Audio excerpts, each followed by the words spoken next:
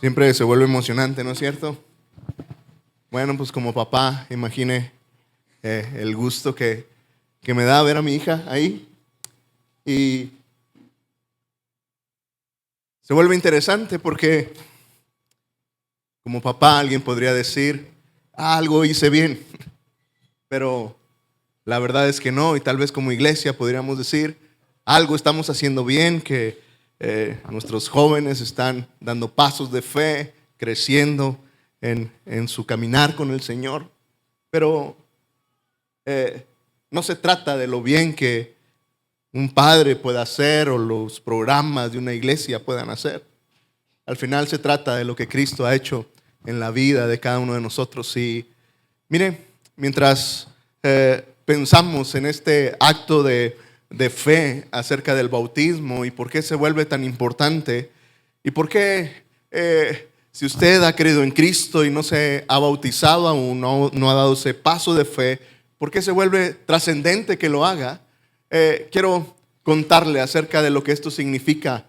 Al final el bautismo no tiene que ver con que nuestros pecados sean lavados en el agua que está ahí. Es algo que el sacrificio de Cristo en la cruz del Calvario ya sucedió. Todos aquellos que ponen su fe en Jesucristo y vienen a Él, hemos sido lavados, limpiados por la sangre de Jesucristo en nuestras vidas. Pero el bautismo es entonces una identificación con Él.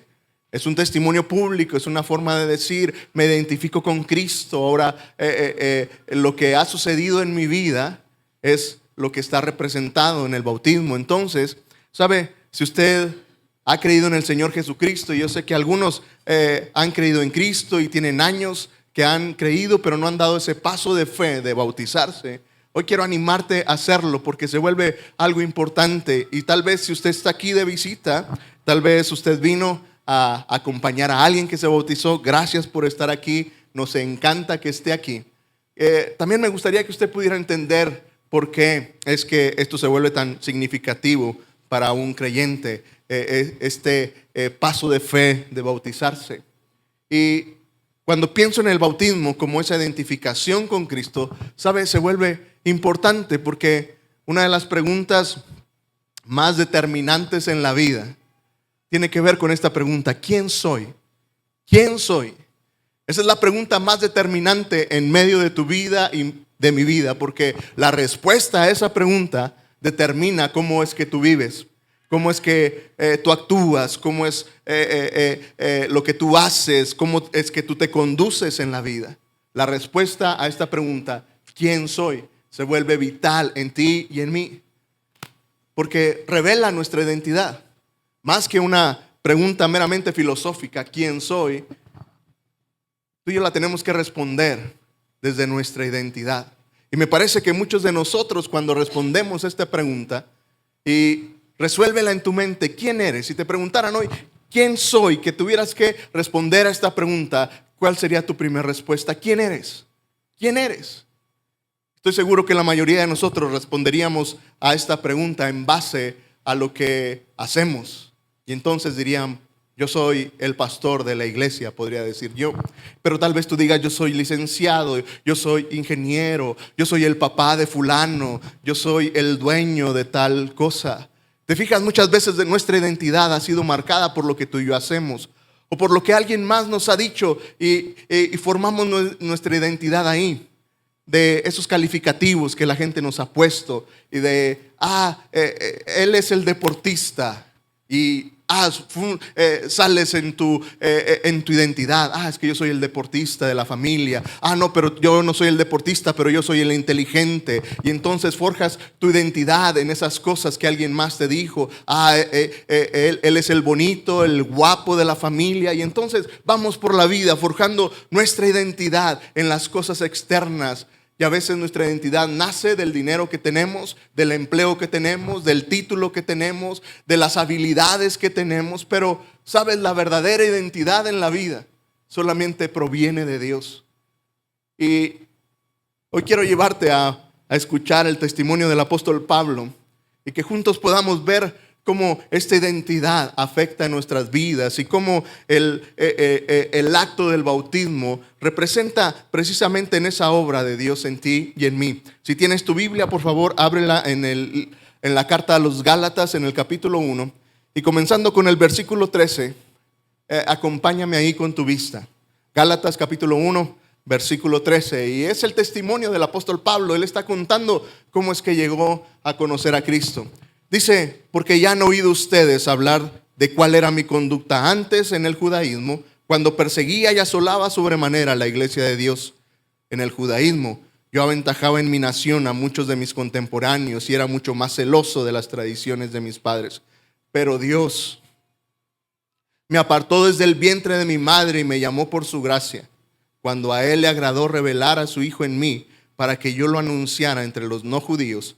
No me apresuré a consultar a nadie más. Mira, en estas palabras el apóstol no está diciendo otra cosa más que en medio de su vida hay un antes y un después. Sabes, tú y yo vamos por la vida y cada minuto que pasa estamos consumiendo un minuto de nuestra vida. Cada vez nuestro tiempo se va terminando y vas creciendo y vas acumulando años, y todos, aunque no nos gusta pensar en esto, sabemos que llegará un momento en que la vida se va a terminar, ¿no es cierto? Llegará un momento en que la fuerza, lo que tú y yo hacemos, se termine. Pero en medio de este tiempo que llamamos vida, hay la oportunidad que suceda algo que transforme y que cambie tu vida. Y el apóstol Pablo está hablando precisamente de esa obra de Cristo en medio de él. Y él está hablando de un antes, cuando estaba sin Cristo, pero también de un después con Cristo. ¿Notaste las palabras cuando el apóstol dice: ustedes han oído hablar de lo cual era mi conducta antes? ¿Quién era yo antes de conocer a Cristo? Y luego pone su identidad en su religión. Dice: en el judaísmo, lo que yo era antes. Y su identidad estaba en su propia religión. Él se sentía orgulloso de ser un judío. De hecho, en algunas otras ocasiones el apóstol habla de que era un judío de judíos, de linaje especial, y entonces da todas sus credenciales. Su identidad estaba en su religión, a tal grado que dice que perseguía y asolaba a los de la iglesia de Dios. Este es el punto. Sabes, toda su identidad estaba en su religión, a tal grado que los que no pensaban como él los perseguía y él los asolaba. Y dice que en medio de ser judío, dice, aventajaba en mi nación a muchos de mis contemporáneos. Nota todos estos conceptos que el apóstol está poniendo, está sacando sus credenciales. Está hablando de lo que él era antes. Y me parece que, sabes, cuando Cristo no está en nuestras vidas, tú y yo tenemos que buscar identidad precisamente en esas cosas, en las cosas que están externas a ti y a mí. Y buscamos nuestra identidad en una religión, en una carrera, en un éxito personal. Y nuestra identidad está ahí. Sentimos que somos lo que dice el título profesional. Sentimos que somos aquello que la gente nos ha dicho que tú y yo somos. Pero con Cristo la identidad es distinta. Y el apóstol marca entonces esto en medio de su vida. Dice, pero después, dice, este Dios que me apartó desde el vientre de mi madre, me llamó por su gracia, cuando a Él le agradó. Llegó un momento en la vida del apóstol que marcó un antes y un después al conocer a Jesucristo en medio de su vida.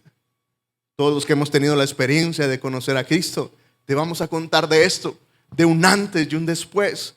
Si eres un seguidor de Jesús, hoy puedes identificar un antes, lo que eras antes de Cristo, y lo que ahora eres en Cristo. Y sabes, el bautismo no es otra cosa más que un testimonio público de esta realidad, de lo que era antes en Cristo, pero ahora tengo una nueva identidad, un nuevo propósito, un nuevo sentido en medio de mi vida. El apóstol Pablo entonces, sabes, en medio de su testimonio, habla acerca de eso. A él le quedaba muy claro que había un después. Cuando a Dios le plació, cuando Dios le agradó, dice, reveló a su Hijo en mí. Y esa es precisamente la nueva identidad que el Evangelio trae a la vida. Sabes, El apóstol en el versículo 10 explica esto.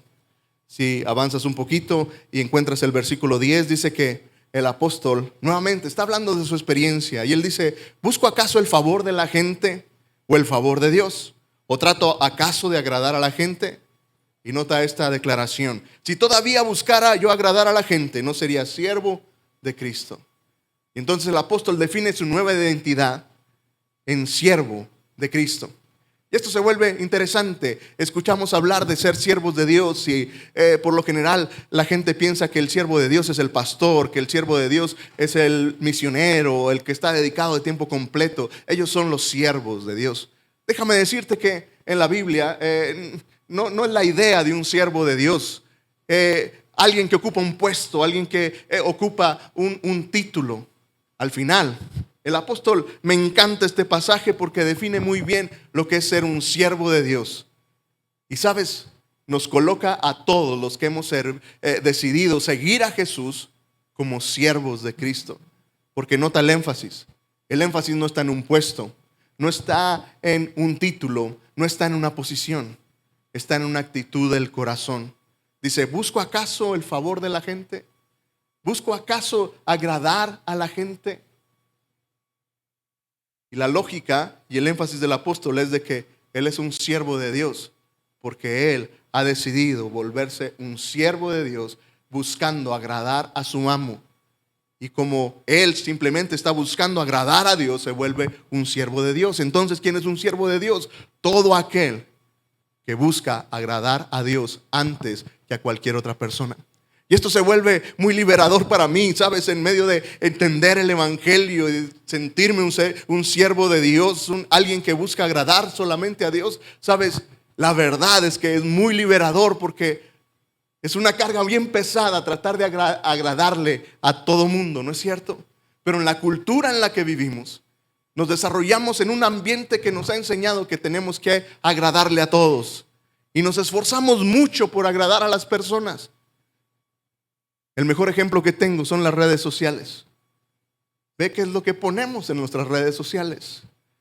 Si ves mi perfil en Facebook, encontrarás lo que para mí serían mis mejores fotos para agradar a las personas. Quiero que cuando lo vean se agraden y digan: ah, qué bien. Nunca pondría en mi perfil una foto de cuando me acabo de levantar o cuando estoy haciendo talacha en la casa. No quiero que me vean así. Y además no sería agradable. Pero usted tampoco pone esas fotos. Al punto que hoy tenemos hasta filtros porque queremos todavía agradar más, ¿no es cierto? Y entonces pones el filtro en la fotografía para que cubra aquellas arrugas, aquellas imperfecciones, y entonces todavía ser más agradable para las personas. Nadie de nosotros grabaríamos un video de nuestro pleito con nuestra esposa o con nuestro esposo. Nadie subiríamos a nuestros perfiles algo como eso, ¿no es cierto? Es desagradable. No queremos que la gente vea eso. Pero la verdad es que las redes sociales reflejan lo que tú y yo buscamos en la vida y vamos buscando siempre agradar a las personas. Y entonces, ¿sabes? Se vuelve bien liberador para mí hoy entender que al final, ¿sabes? Como siervo de Dios, no por mi posición, no por otra cosa, sino por lo que Cristo ha hecho en mí, ¿sabes? Hoy solamente tengo que agradar a una sola persona. No a todo mundo, solamente a Él. Y eso, ¿sabes? Trae una enorme libertad. Ya no tengo por qué estarme preocupando porque los demás sean agradados, que los demás puedan sentirse bien con lo que yo hago y estarme esforzando de agradar a todo mundo. Y nuevamente, si somos muy sinceros, tú y yo vamos por la vida tratando de agradar a la mayoría de las personas. Pero cuando pienso en agradar a Dios, se oye muy bien, ¿no es cierto? Vivir para agradar a Dios y se oye extraordinario, pero al final, cuando lo pienso es que no puedo, me quedo corto. Así como hay cosas que no subiría a mis redes sociales, hay cosas que no puedo llegar delante de Dios con esas cosas, con mi pecado, con mi orgullo, con mi apatía. Y sería como mostrar esas cosas en tus redes sociales que no quieres que nadie vea. Y entonces uno podría pensar, oye, se escucha muy bien, pastor, vivir para agradar a una sola persona, que sea Dios, pero no puedo. Nadie aquí, ninguno de ustedes ni yo mismo podríamos agradar a Dios con nuestras propias fuerzas. Ninguno hoy pudiéramos presentarnos delante de Él con la frente en alto por nuestros propios méritos, por nuestras propias fuerzas. Siempre habrá algo en que fallamos, algo que nos faltó, un poco más de dedicación, un poco más de amor, un poco más de santidad, pero siempre nos quedaremos cortos. Pero ¿sabes qué es lo extraordinario de esto? Que el apóstol nos recuerda cuál es la razón por la cual, si es posible vivir para agradar a una sola persona, agradar solamente a Dios. Y él habla de que cuando a Dios le agradó, fue revestido del Hijo de Dios. ¿Sabes?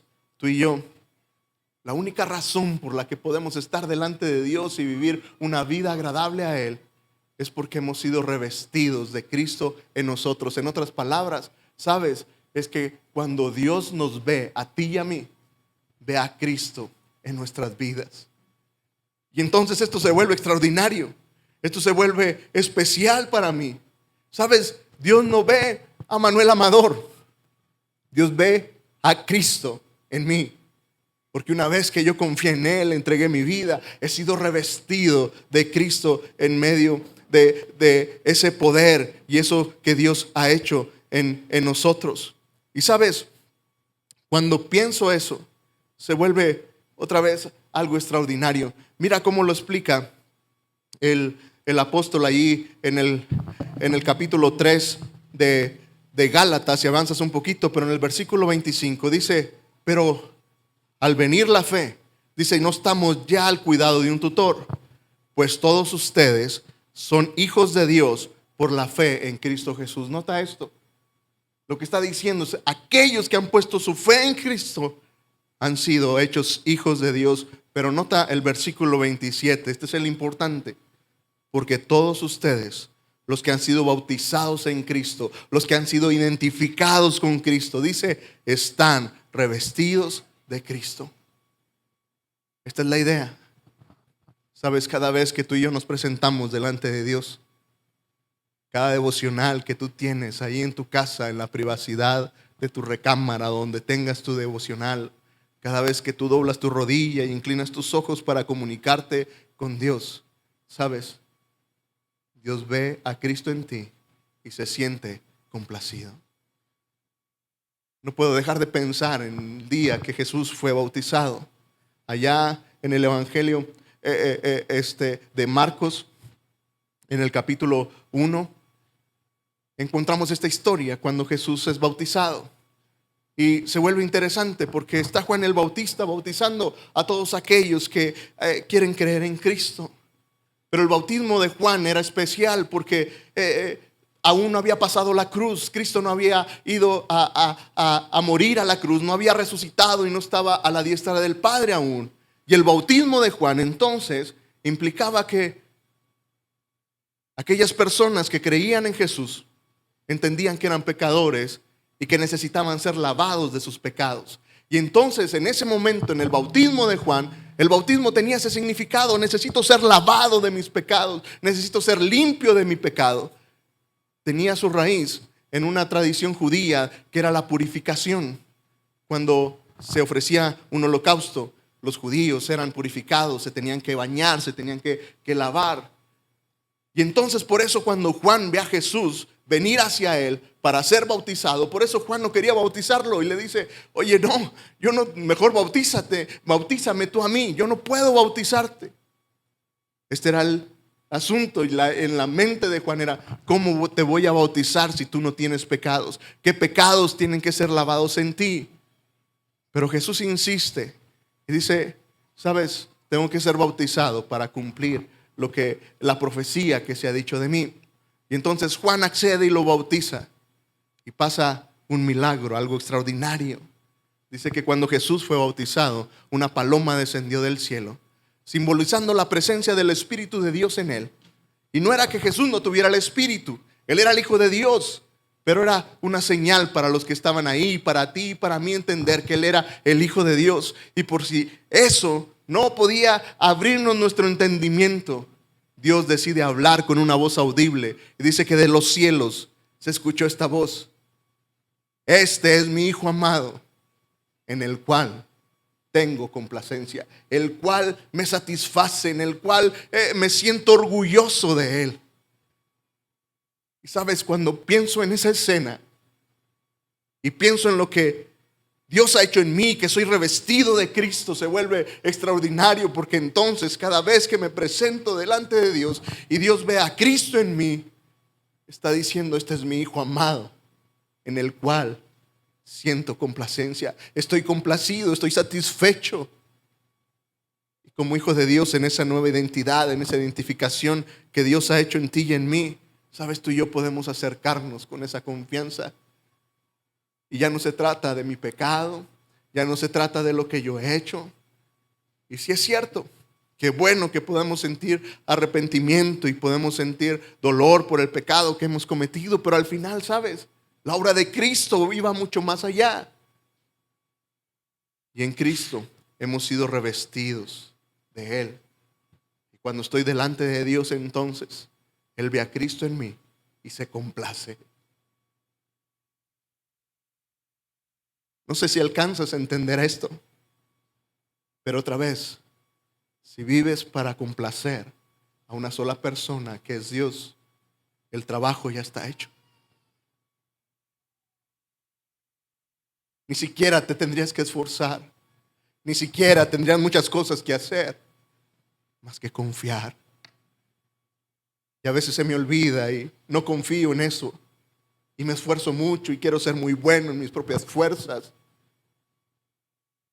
Pero Dios me sigue recordando: Cristo ya lo hizo en la cruz. Solo ven a mí. Estoy complacido contigo. Y esto trae una nueva identidad. ¿Sabes? Aquellos que hemos creído en Cristo, que le hemos decidido servir, como mis hermanos que se bautizan hoy y lo hacen de una manera pública, especial esta mañana. Eso es lo que están diciendo, es lo que Dios hizo en ellos y lo que Dios ha hecho en la vida de cada uno de los que hemos creído.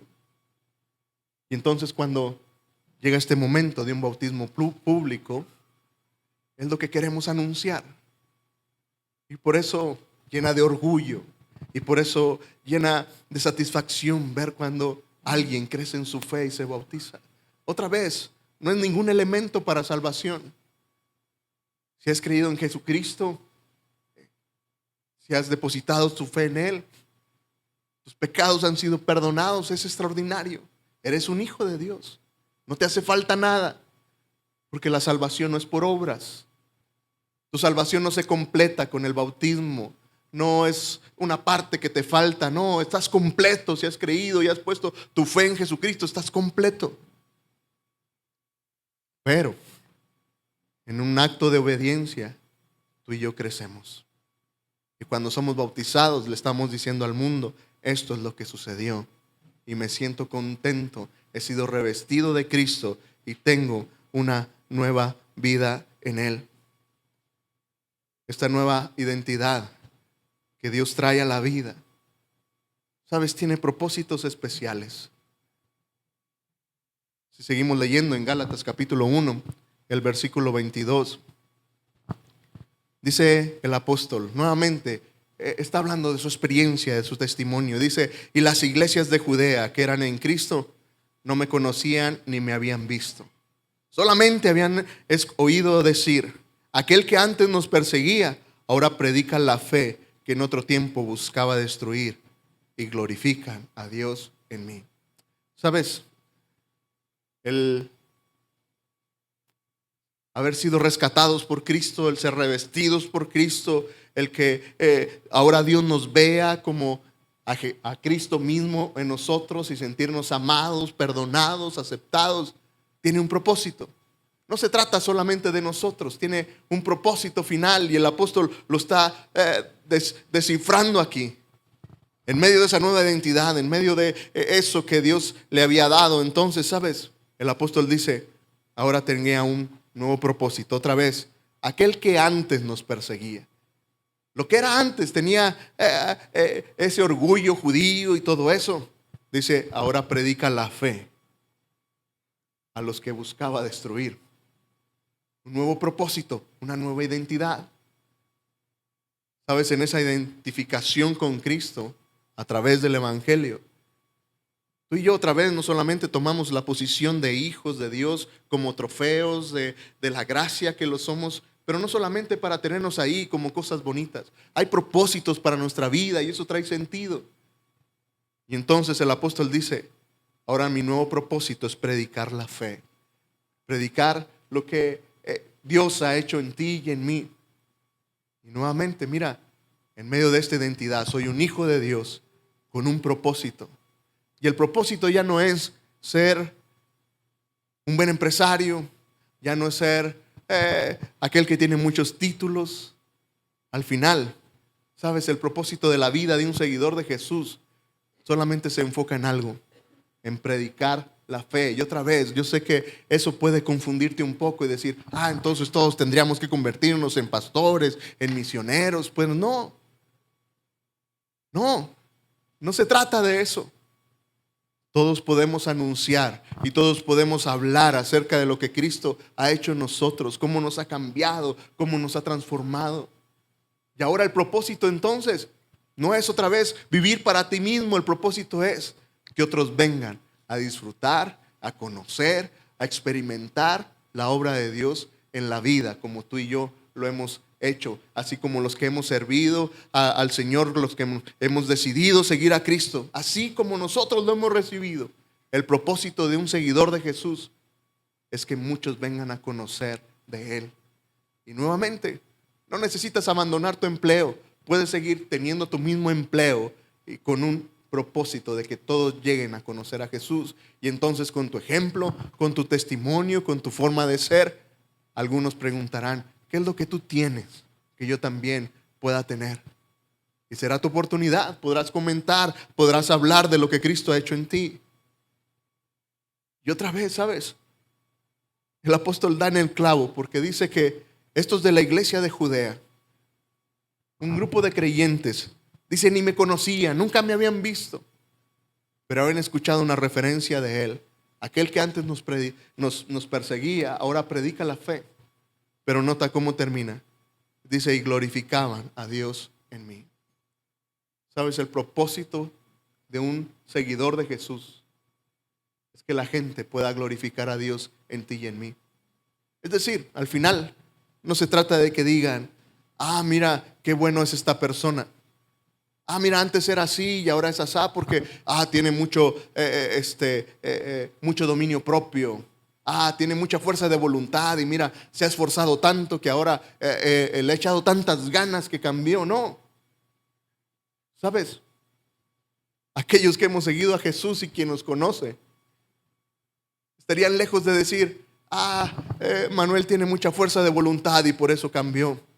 Quien me conoce puede decir lo mismo que decían del apóstol. Es lo que Dios hizo en él. Y sabes, otra vez, eso trae libertad para mí. Decir, Dios cumple tu obra en mí y eso será suficiente. Y que la gente pueda decir de ti y de mí, mira lo que Dios ha hecho en él. Él nunca hubiera podido hacerlo solo, pero ahora que ha creído en Cristo, Dios ha traído un cambio en él y eso es glorificar a Dios en las personas. Cuando la gente puede reconocer en ti y en mí cambios que solamente Dios había podido hacer. ¿Sabes? El apóstol habla entonces de su testimonio y habla de toda esta nueva identidad, de ser identificado con Cristo. Hoy simplemente quiero volver a recordarte que si has creído en Cristo, tu primera identidad, la respuesta a esta pregunta, ¿quién soy? Debería de ser, soy un hijo de Dios. amado, transformado, aceptado, adoptado por Él. Tu identidad, si eres un seguidor de Jesús, está ahí. El bautismo entonces hace público esta identidad en Cristo. Si has estado en la vida cristiana por mucho tiempo y te has olvidado quién eres y te has perdido en tus títulos, en lo que haces, en tus habilidades, querido hermano, déjame recordarte, tu identidad está en Cristo. Eres un hijo de Dios. Si no has tenido un encuentro con Jesús y estás hoy aquí y de alguna forma puedes entender un poco, te llena de curiosidad saber cómo puedo llegar a ser un hijo de Dios, déjame decirte que es tan sencillo como una oración. Un clamor que salga del corazón diciendo: Dios, reconozco que soy pecador. Perdona mi pecado. Hazme tu hijo. ¿Sabes? Son oraciones que Dios escucha. Y si has decidido seguir a Jesús y aún no te has bautizado, de verdad quiero animarte. Da este paso de fe. Otra vez, no como un requisito para algo. No son puntos en la iglesia. No son puntos en el cielo tampoco. Pero es un crecimiento y un paso de fe. De decir, me he identificado con Cristo. Él me ha dado una nueva identidad y no me avergüenzo de esa identidad que ahora tengo en Cristo. Y entonces cuando tú y yo hacemos eso, se vuelve algo especial en nuestras vidas. Es marcar algo en medio de nuestro crecimiento, de nuestro discipulado. Y por eso entonces, si no te has bautizado y quieres bautizarte, habla conmigo. Vamos a abrir un nuevo grupo de una capacitación para aclarar más este punto para ser bautizado. Y entonces, si quieres bautizarte, habla con alguno de nosotros, de los pastores, y en septiembre estaremos abriendo un nuevo curso para aquellos que se quieran bautizar. Y otra vez, porque, ¿sabes? Eso nos ayuda a marcar nuestra identidad y cada vez con más confianza poder decir: ¿quién soy? Soy un hijo de Dios. Quiero invitarte a que te pongas de pie mientras los músicos pasan. Y quiero que esta mañana tú y yo nos vayamos con esto en mente. Que tú y yo podamos pensar en que no hay mayor valor en la vida que sabernos hijos de Dios. Que no hay mayor en la bendición en nuestras vidas que sabernos hijos de un Dios todopoderoso. Vamos a cerrar con este siguiente canto que habla acerca de eso, que somos hijos de Dios. Y quiero invitarte a que sigas pensando en esto. ¿Qué implica para ti ser un hijo de Dios? Obviamente me emociona saber que soy un hijo de Dios y hay mucha gratitud en mi vida hoy por ser un hijo de Él. No lo merezco. No era parte de su familia, pero Él me ha adoptado. Me ha dado un lugar en la mesa. Y me emociona, me conmueve ser un hijo de Dios. Pero también me desafía. ¿Sabes? Ser un hijo de Dios es desafiante porque entonces tú y yo tendríamos que vivir como tal. Y de eso se trata la vida cristiana. Vivir como hijos de Dios. Vivir para agradarle a Él. Vivir para honrarle a Él. Aceptando todo lo que Él tiene para ti y para mí. Entonces quiero invitarte que al terminar, mientras entonamos este canto, puedas pensar esto y ojalá y durante nuestra semana Dios vuelva a recordarnos una y otra vez: eres mi hijo. Y luego aplícalo. ¿Qué implica? ¿Qué significa para ti, para mí? ¿Qué cosas tendrías que cambiar como hijo de Dios? ¿Qué lugares deberías de dejar de frecuentar como hijo de Dios? ¿Qué cosas tendrías que comenzar a hacer como un hijo de Dios? Y ojalá que esta semana Dios pueda hablar a nuestro corazón de una manera especial.